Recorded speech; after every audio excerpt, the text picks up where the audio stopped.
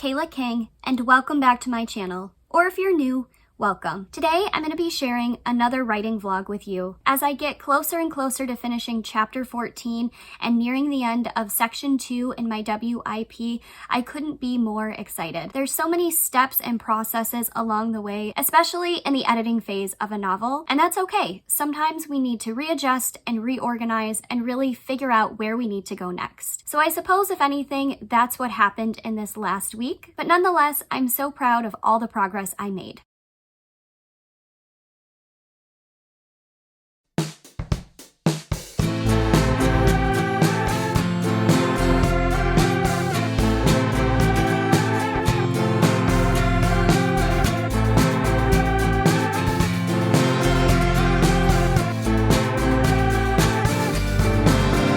This Monday afternoon, we have another Crumbl Cookie tasting.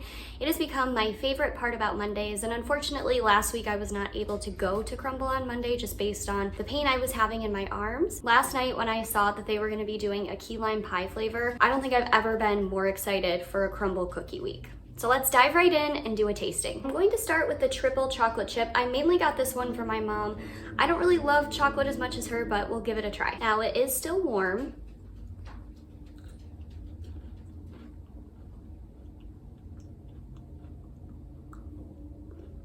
Now that is like the perfect edge piece of a pan of brownies. It was soft and gooey on the inside, it was still served warm, and it had a really nice kind of sandy, crispy texture on the outside. One of the things that Crumbl does so well is just maintaining an exceptional texture with each cookie. Let's go ahead and try the next one. So this is the iced oatmeal. Again, I believe this one is served warm. Let's go ahead and try it. All right, so the icing is still fresh on this. I think probably once it solidifies a little bit, it'll definitely be easier to eat, but let's give it a try.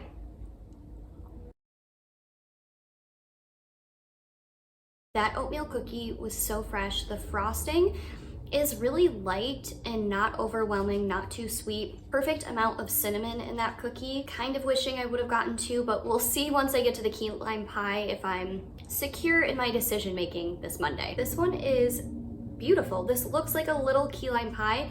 It does have the filling here, graham cracker crust, whipped cream, a lime. Let's try it all. That cookie is so good, I need a second bite.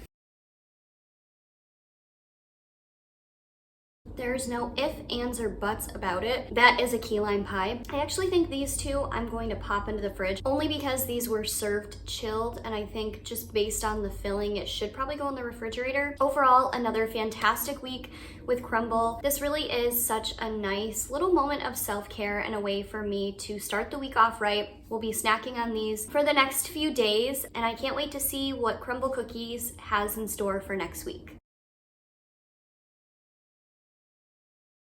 I only had about 10 minutes on my lunch today to dive into the manuscript, but I did take all 10 of those minutes to work on chapter 14. As you can see here, the word count is growing, and I know I'm nearing the finish line soon. I did prioritize self-care tonight, and I gave myself a bit of a spa night. I used all the scrubs and serums amidst my favorite products, and I feel refreshed and renewed, and I'm gonna keep up with this energy by reading a little bit before bed. I am gonna stay off my computer just because the blue light this late at night is gonna keep me up. I was able to get a little bit of writing done during lunch today, still working on chapter 14, so hopefully that's something that I can finish before the end of the week. For tonight, I do have a poetry collection called She Holds the Cosmos.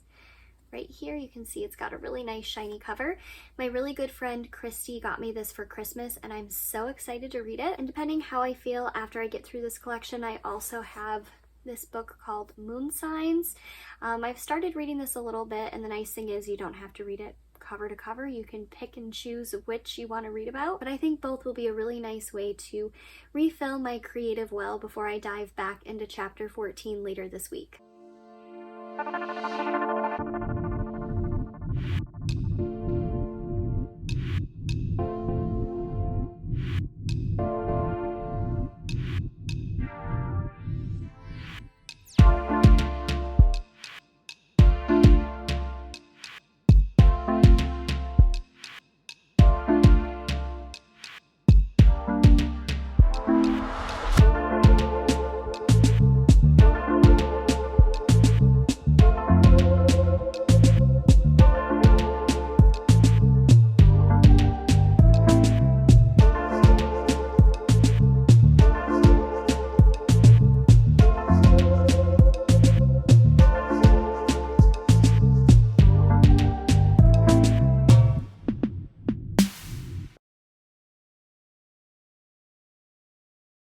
I'm so excited to share some progress on my shed. We're finally getting some of the subwalls in, and they're not completely done yet, but it is the base we'll need to add the shiplap. I cannot wait. Every week it seems like this is closer and closer to being a finished writing studio.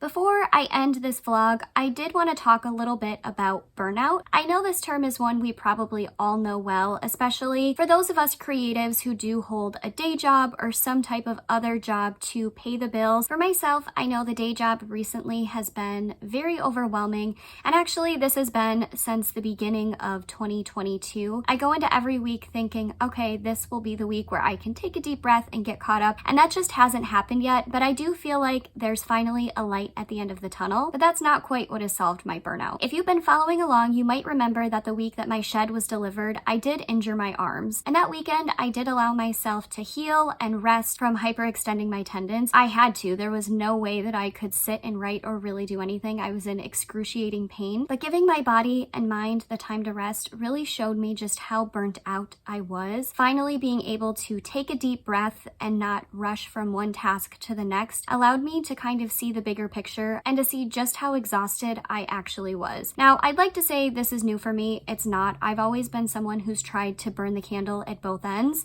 I try to pretend that I have superhuman strength and am capable of doing everything. Very rarely do I ask for help. And really, I think a lot of this does have to do with my underlying perfectionism and different anxieties that I'm always in the progress of dealing with. And there's been some up and downs. I've gotten to better places and reached some darker places. And right now, from where I sit, I can say I'm on the mend again. But that weekend really showed me just how exhausted I was, and I ended up rebounding from that weekend by trying to do too much the next week and further stressing myself out. And this really resulted in insomnia, headaches, irritability, lack of patience, and really just no motivation to do anything. And this really was my body's way of telling me, hey, you need to take a breath, you need to slow down, you can't do it all. So the last few weekends, I might not have made as much writing progress as I wanted, but I did spend some time with my family and spending time with myself without forcing productivity or work to be completed. And I think that's just what I needed, not only to refill my creative well,